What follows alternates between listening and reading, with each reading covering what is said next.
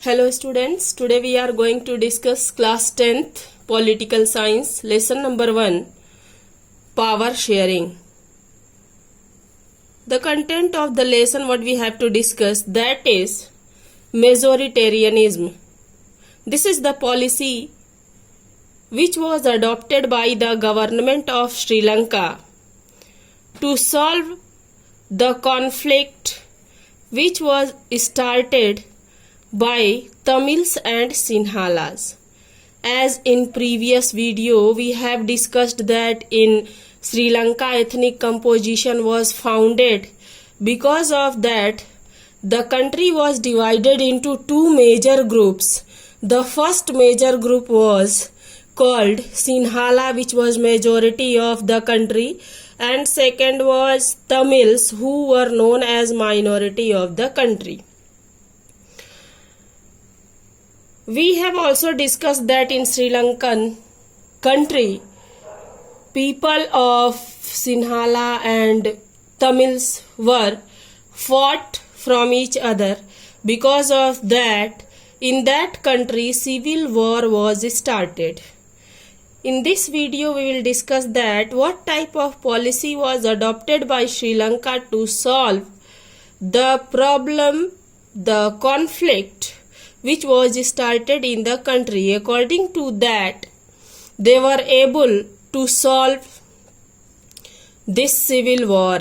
We will also be able to know that the policies which were made by the Sri Lankan government, which type of development opportunities they were provided to the country. So here we are having that Sri Lankan government were adopted that time majoritarianism policy in the country to solve the problems of the conflicts or revolutions which was started by Tamils in the country. Sri Lanka emerged as an independent country in 1948. The democratically elected government which was adopted measures to establish Sinhala supremacy. In 1956, an act was passed to recognize Sinhala as the only official language.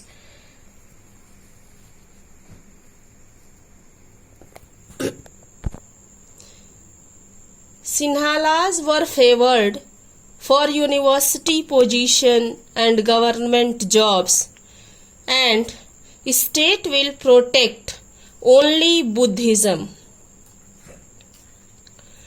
The Sri Lankan Tamils felt that the constitution and the government discriminated against them in getting jobs and other opportunities and denied them equal political rights.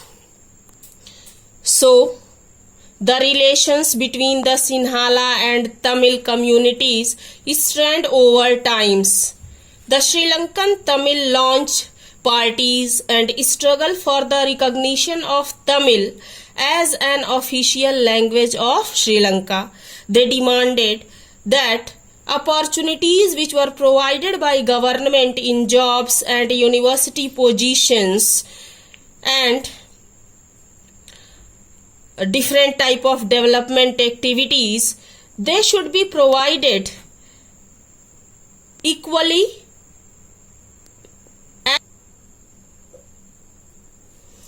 as well as it was provided to the Sri Lankan majority which were known as Sinhala. They also demanded an independent state which will known as Tamil Elam.